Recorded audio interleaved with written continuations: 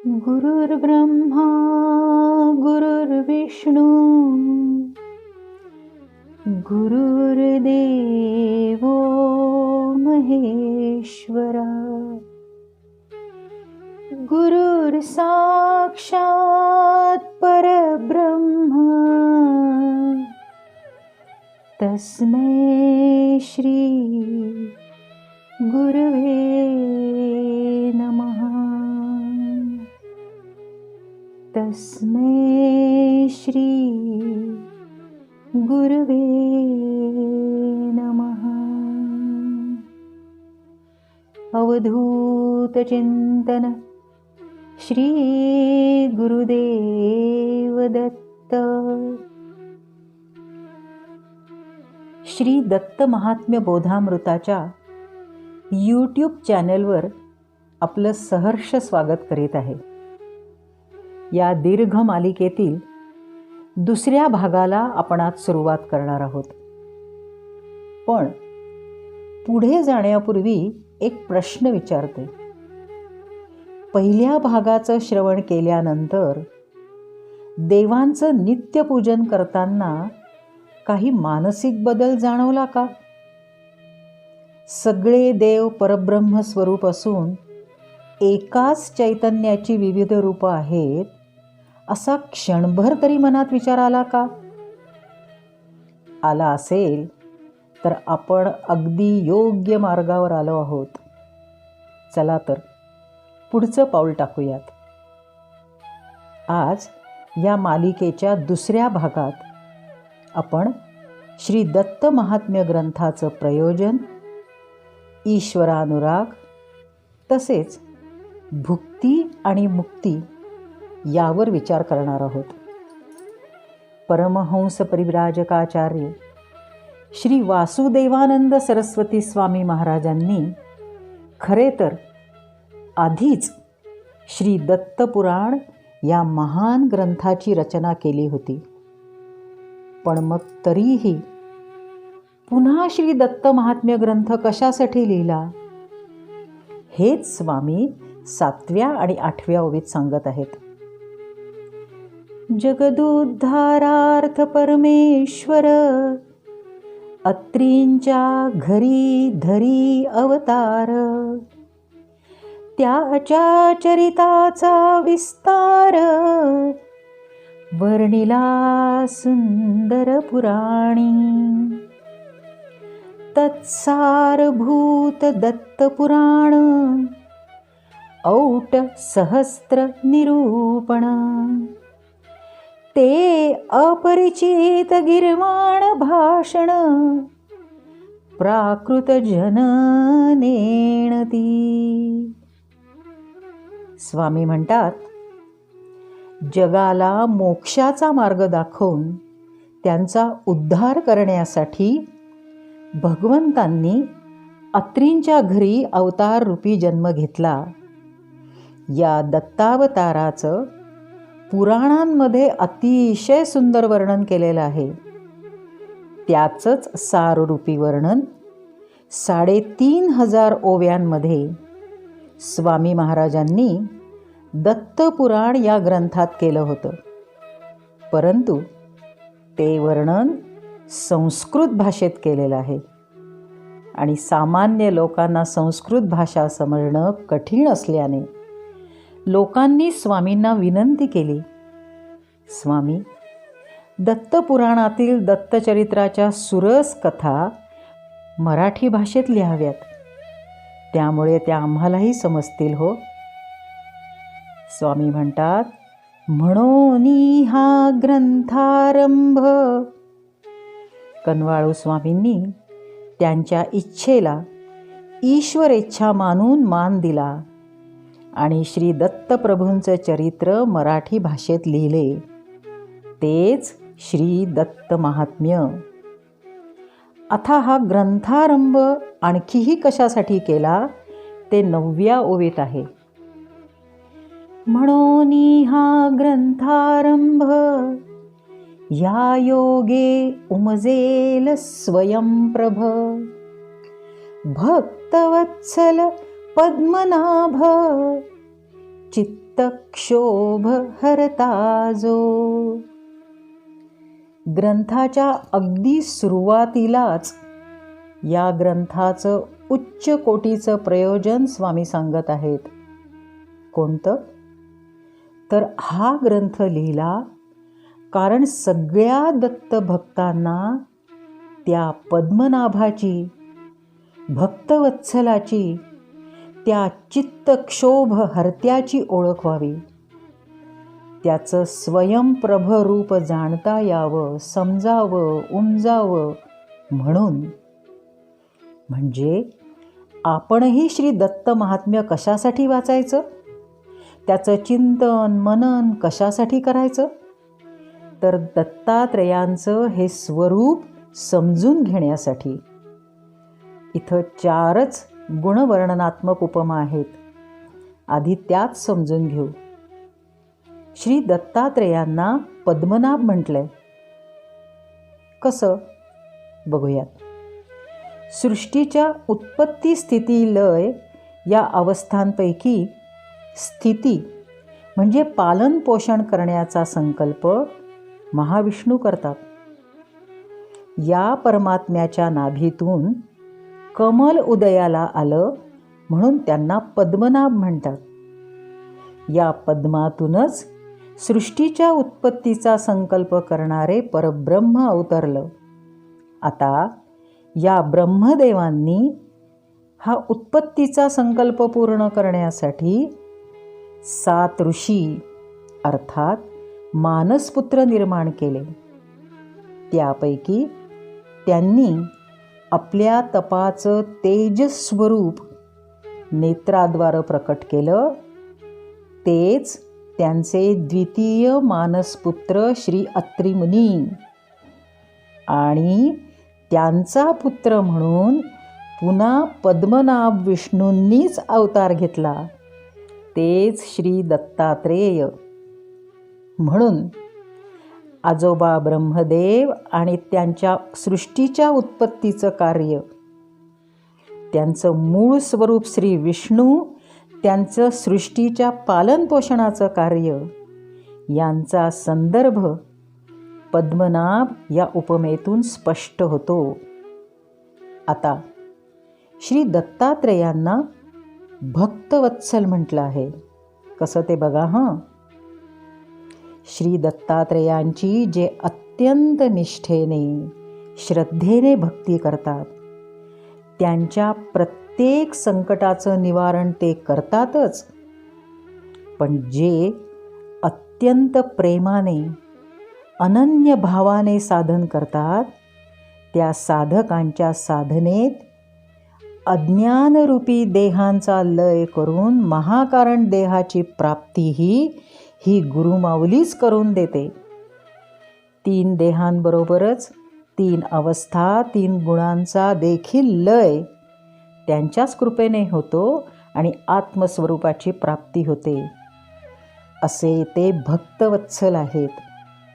म्हणजे भक्ताला ऐहिक सुखप्राप्तीबरोबरच पारमार्थिक सुखाचा लाभही करून देणारे आहेत. आता बघा, आजोबा ब्रह्मदेव यांच्या उत्पत्तीच्या, पद्मनाभ महाविष्णूंच्या पालनपोषणाच्या आणि महेशांच्या लयाच्या संकल्पाची पूर्ती करण्यासाठी या तिघांचे त्रिगुणात्मक एकत्रित महत्त्व श्री दत्तात्रयांच्या स्वरूपात पृथ्वीवर अवतरले. आता परमपूज्य स्वामी महाराज श्री दत्तप्रभूंना चित्तक्षोभ हरता म्हणतात. बघा, कोणत्याही आध्यात्मिक उपासनेचं, साधनेचं कार्य आहे नाडीशुद्धी. श्री दत्तात्रयांचा जप, तप, पूजन, अर्चन किंवा योग साधन होत असताना जसजशी नाडीशुद्धी, शरीर आणि चित्ताची शुद्धी होत जाते, तसतशी प्राणशक्ती स्थूलातून सूक्ष्म पातळीवर प्रवेश करते. हळूहळू ज्ञानाचा प्रकाश होऊ लागतो. आतल्या परमात्म्याची चाहूल लागू लागते आणि तस तशी बाह्य भौतिक सुख नकोशी वाटू लागतात. सामान्य माणसाच्या चित्ताला मोह, लोभ, मद, मत्सर, क्रोध अशा अनेक क्लेशांना जन्म देणाऱ्या वासना क्षणोक्षणी विचलित करीत असतात. त्यामुळे सातत्याने चित्ताचा क्षोभ होत असतो. पण प्रगतीपथावर असलेल्या या भक्त साधकाच्या बाबतीत हळूहळू या वासना उदयास येणाऱ्या ज्ञानाच्या ज्ञानाग्नीत जाळल्या जातात. ऐहिक गोष्टींमधली आसक्ती कमी कमी होऊ लागते. विवेक उत्पन्न होऊ लागतो. वैराग्य निर्माण होऊ लागतं. अविद्येचा मार्ग सुटतो आणि विद्येच्या मार्गावर वाटचाल सुरू होते. इथे चित्त शुद्ध आणि स्थिर होतंच, पण या शांत समाधानी चित्ताचा लयही होतो. हे सगळं चैतन्य स्वरूप श्री दत्तात्रयांच्या कृपेमुळे, अनन्य भक्तीमुळे होते. म्हणूनच ते चित्त क्षोभहर्ता आहेत. अशा तऱ्हेने जेव्हा साधक सूक्ष्मतम पातळीवर पोचतो तेव्हा श्री दत्तात्रयांचं ज्योतिर्मय स्वरूप साधकांच्या 2 भुवयांमध्ये प्रकट होते. हीच आत्मज्योत, हेच श्री दत्तात्रयांचे निर्गुण परब्रह्माचे सगुण रूप. ह्या ज्योतीला ना तेलाची गरज आहे ना वातीची, कारण ती स्वयं प्रकाशित आहे. म्हणूनच श्री दत्तप्रभूंना स्वामी स्वयंप्रभ म्हणतात.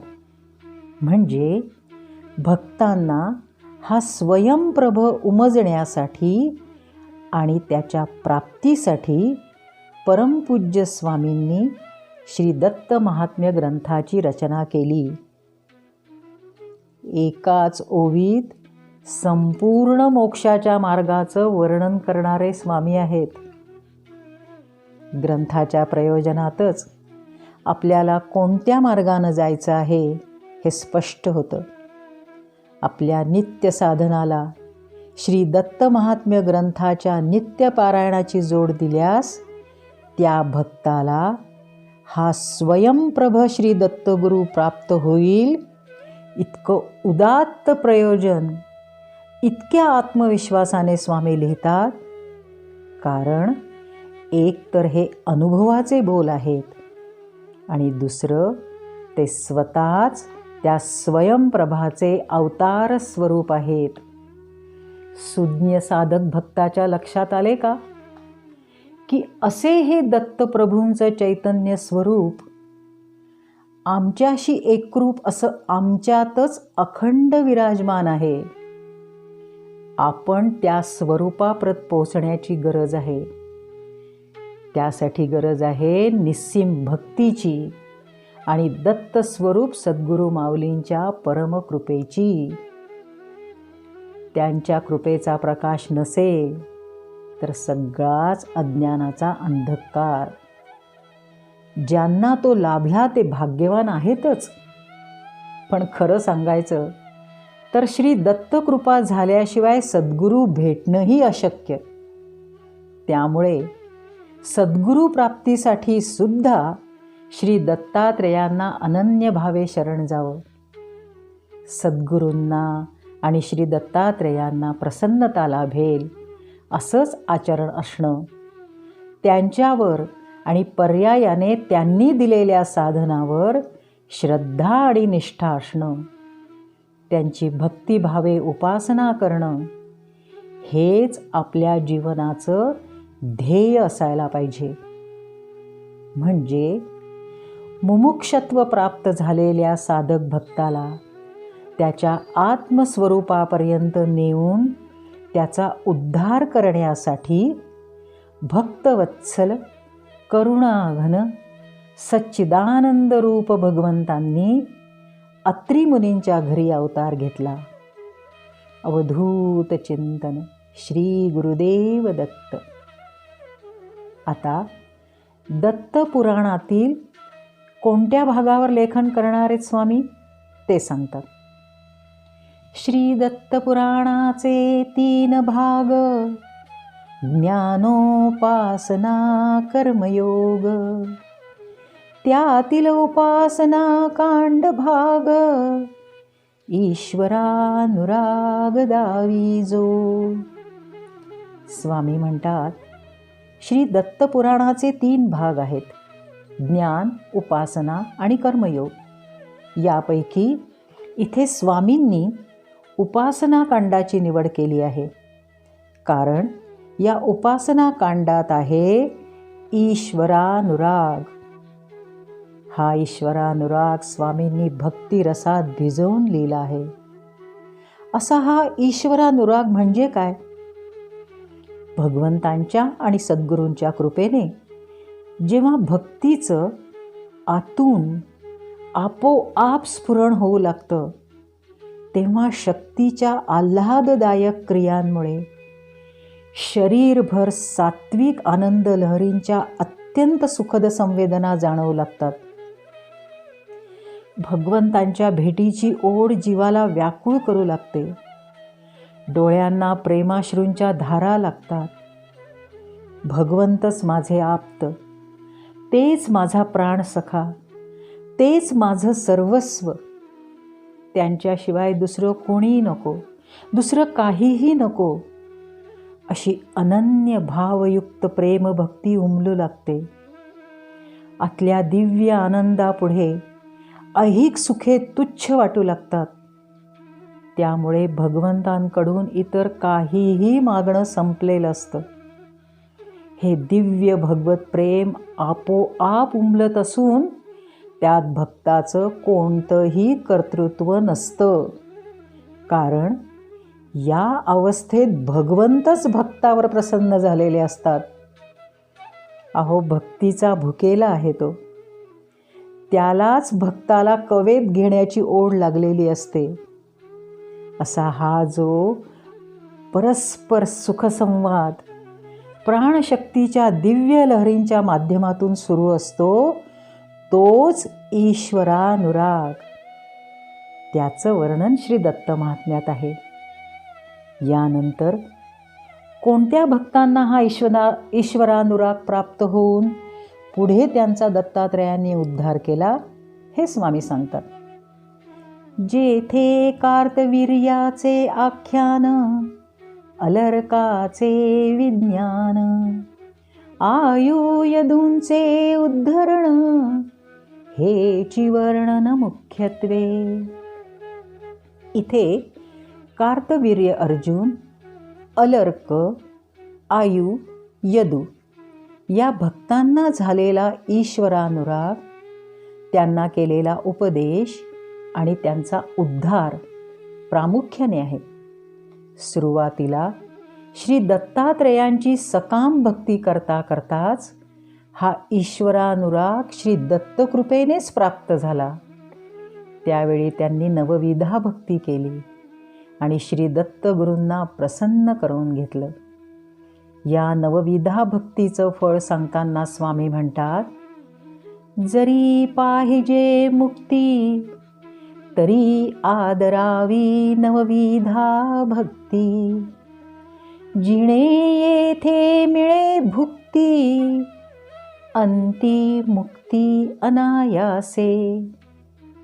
अर्थात जर मुक्ती हवी असेल तर नवविधा भक्तींचा आश्रय घ्यावा, ज्यामुळे ऐहिक सुखांचा उपभोग म्हणजे भुक्ती तर मिळेलच, पण शेवटी अगदी विनासायास सहज मुक्तीही मिळेल. एरवी मुक्ती मिळणं ही काही सोपी गोष्ट आहे का? काय आहे ही मुक्ती? काय आहे हा मोक्ष? स्वामींनी प्रत्येक प्रकारच्या भक्तीचं फलस्वरूप मोक्ष म्हटलं आहे. तर मोक्ष म्हणजे कर्मबंधनातून सुटका किंवा जन्ममरणाच्या फेऱ्यातून सुटका. मग हे असं कर्मबंधन कशामुळे येतं? यासाठी प्रथम कर्मफळांचा विचार करावा लागेल.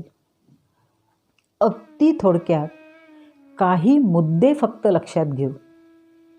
बघा आपण रात्रंदिवस शारीरिक मानसिक पातळीवर कर्म करीतच असतो. कर्म चांगलं असो की वाईट असो, एकदा ते केलं की त्याचं फळ हे भोगावंच लागतं. त्यापासून कोणाचीही, अगदी देवादिकांची सुद्धा सुटका नाही. दुसरं म्हणजे चांगल्या आणि वाईट कर्मांचा आणि त्यांच्या फळांचा हिशोब वेगवेगळा असतो. त्यामुळेच आयुष्यात सुखदुःखांचा संमिश्र अनुभव येतो. तिसरं म्हणजे भगवंतांनी विचार करण्याचे आणि कर्म करण्याचं स्वातंत्र्य आपल्याला बहाल केलंय. पण त्या कर्माचं फळ कोणतं, केव्हा आणि कसं भोगावं लागेल हे मात्र माणसाच्या हातात नसतं. ते नियतीच्या नियमांप्रमाणेच भोगावं लागतं. आता या कर्मफळांचे 3 भाग आहेत: पूर्वसंचित, प्रारब्ध आणि क्रियमान.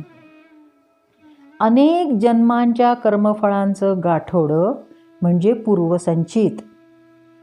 त्यापैकी जी कर्मफळं भोगण्यासाठी हा जन्म मिळाला ते प्रारब्ध. आणि या जन्मी अगदी प्रत्येक क्षणाला आपण नवीन कर्म करून पुढे भोगावं लागणारं कर्मफल तयार करून ठेवतो ते क्रियमान. त्यातलं काही अंशी याच जन्मी भोगवून संपवतो, तर काही मात्र पूर्वसंचितात जमा होत राहतं. ही नवीन जन्म घेण्याची पूर्वतयारी सतत सुरू असते. त्यामुळेच पुनरपि जननम पुनरपि मरणम हे चक्र सुरूच राहतं. म्हणजे मग यातून सुटकाच नाही आहे ना. स्वामी म्हणतात, जरी पाहिजे मुक्ती तरी आदरावी नवविधा भक्ती. जिणे येथे मिळे भुक्ती अंती मुक्ती अनायासे. जन्ममरणाच्या फेऱ्यातून सुटण्याचा उपाय काय? तर आदरावी नवविधा भक्ती. इथं स्वामी नवविधा भक्ती करावी असं म्हणत नाहीत. तसंच शेवटी मुक्ती अनायासे मिळणार आहेत असं म्हणतात. नवविधा भक्तीचं महात्म्य सांगतानाच काही गोष्टींवर अप्रत्यक्षपणे प्रकाशही टाकला आहे. त्याचा शोध घ्यायला हवा. बघा भक्ती जर सकाम असेल तर भक्त प्रपंचातून लगेच मुक्त होऊन मोक्ष प्राप्त होणं शक्य आहे? अहो, सकाम भक्ती करावी लागते. भगवंतांपेक्षा कामनापूर्तीच्या फळाकडे जर लक्ष असेल तर तो मुक्त होईलच कसा? पण तरीही काही अपेक्षेने का होईना भगवंतांच्या आश्रयाला तर आला. हेही खूप महत्त्वाचं आहे, कारण तेही भाग्यानंच घडतं. या सगळ्यावर विस्तृत चर्चा पुढे आहे. इथं एवढंच लक्षात घेऊ की सगुण सकाम भक्ती ही मोक्ष मार्गाची पहिली पायरी आहे. ही भक्ती करता करताच श्रद्धा वाढून जेव्हा निर्गुणाची निष्काम भक्ती भगवंतांच्याच कृपेने लाभते, तेव्हा ती भक्ती करावी लागत नाही. आतून आपोआप स्फुरण पावते. प्रसन्न झालेले भगवंत भक्ताच्या योगक्षेमाचा सगळा भार स्वतःवर घेतात.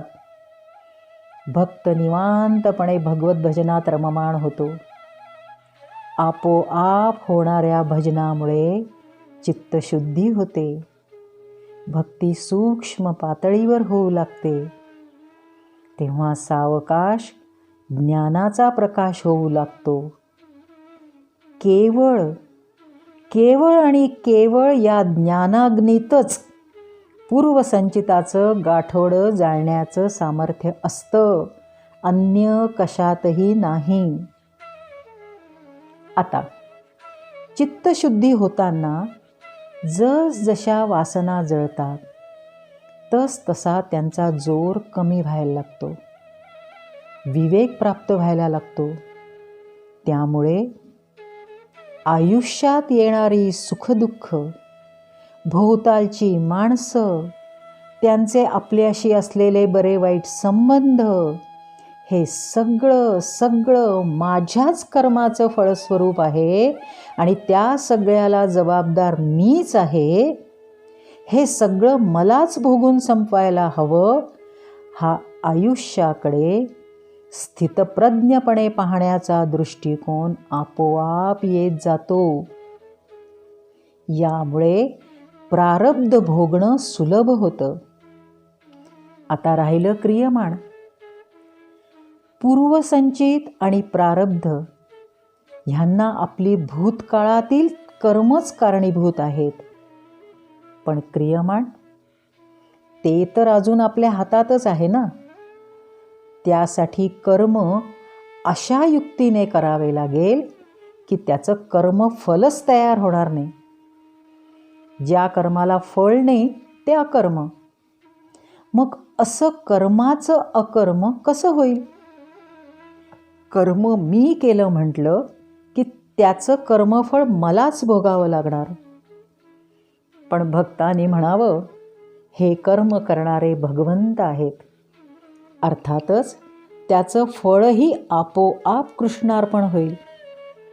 हा सगळा निष्काम कर्मयोग भगवद्गीतेच्या 2 ते 5 अध्यायात श्रीकृष्णांनी अर्जुनाला समजावून सांगितला आणि 6व्या अध्यायात पूर्वसंचित जाळण्याचा ज्ञानयोगही सांगितला.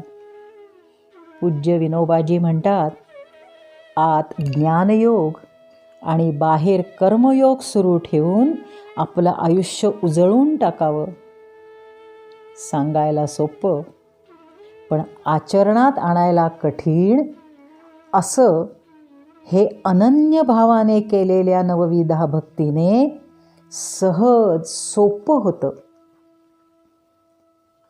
भक्त भगवंतांसाठीच कर्म करतो, त्यांनीच हे केलं म्हणतो आणि त्यांनाच अर्पण करतो.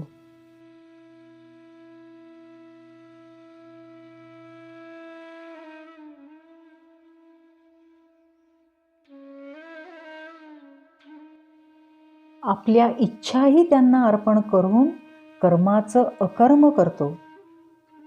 भगवंत अशा समर्पित भक्ताला स्वतःच आधी भोग आणि नंतर मोक्ष प्रदान करतात. ईश्वरानुराग प्राप्त होतो तेव्हा मुद्दाम काहीच करावं लागत नाही, सगळं अनायासे होतं. गुरुप्रदत्त साधन म्हणजे रोज आतून स्नान करणं आहे, आतून शुचिर्भूत होणं आहे.